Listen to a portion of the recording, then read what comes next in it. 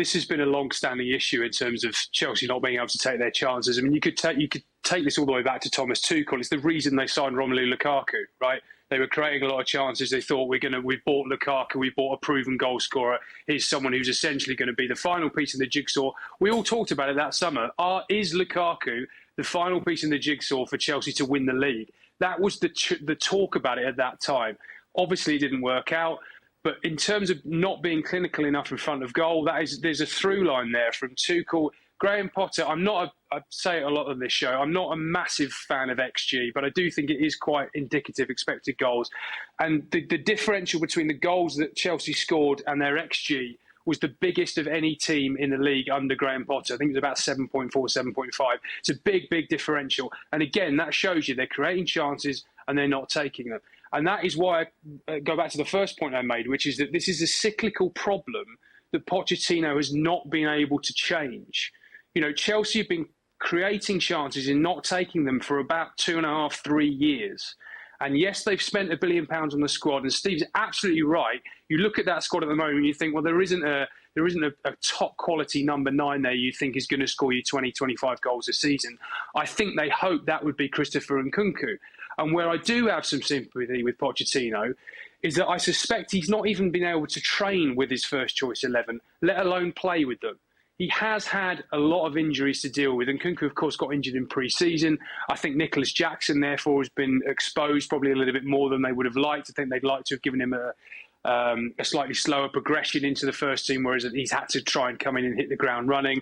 They've had issues with Romeo Lavia when they signed him right at the end of the window. I think they're so if they're going to play 4-3-3, I think their 3 in midfield will be Caicedo, Fernandes and Lavia. That 3 has never played together. Fernandes was injured at the weekend against Brentford and he was a sore miss there. You could see that they didn't quite have the same dynamism.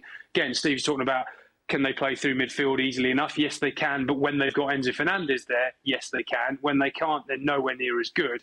So I think there's certainly a big mitigation for Pochettino in the fact that just the sheer volume of injuries he's got to deal with. Think about the fullback situation. Reece James is going to play his first game against Blackburn tomorrow night. I think it's the second start of the season. Opening weekend was his first. Ben Chilwell obviously is injured at the moment. He's gone out to LA to do his rehab. He's going to come back. Not sure exactly when his return date is. Again, going back to Thomas Tuchel, he used to talk all the time about, I don't have James, I don't have Chilwell, I don't have my fullbacks. They're a key part of the way we play. If they can get those two fit, that's a big part of it. But it's this cyclical nature of the same performances time and time again. And that is the problem for Pochettino. He's got to make it look different. There have been signs of it, but they're falling into the same patterns. And that, I think, is why there's apathy at the moment among the Chelsea fans rather than anger, because they're saying, well, actually, do you know what? Fair play. He's got a few injuries to deal with, and we've watched this already. This is a problem that predates Pochettino. The problem is, the longer that goes on, the more the fans will start to say, well, hang on a minute, he's a world-renowned manager, high profile, coming on big money. He's supposed to be moulding this very expensively assembled squad into something more than we've already seen. And that's the challenge for him over the next few weeks. So why should he be any different come February or March than Graham Potter? Right. Because it was fashionable, maybe, James, because Graham Potter was seen as a guy who it was too big a club for him. And yeah, Pochettino's had his spell, particularly at Southampton and then at Tottenham. But he's hardly Guardiola or Klopp here, is he? Or Sir Alex Ferguson. I mean, he's been a good manager, but he's not absolutely proven that he'll get this Chelsea side over the line. So why should he be any different in 2 or 3 months if results haven't changed than the unfashionable Graham Potter? Last word on this, you, James?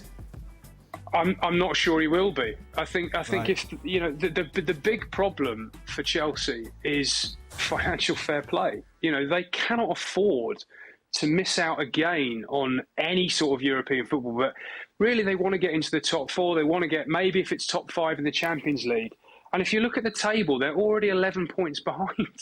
11 already. And they've only played 10 games. So if we're getting to, January, February time, and Chelsea are that far off the top, it's the pressure's going to be huge on Todd Bowley and Clearlake to look at this situation and say, do you know what, maybe we've got to make another change. There's no appetite for them to do it at the moment. They absolutely do not want to. And clearly, if they are going to sack the manager and the coaching staff, that is another huge financial outlay in itself. But the very minimum that Pochettino was supposed to achieve this season was European football. And really, after spending the money they have, it was to get back in the Champions League. And already, after 10 games, that is starting to look like a tall order.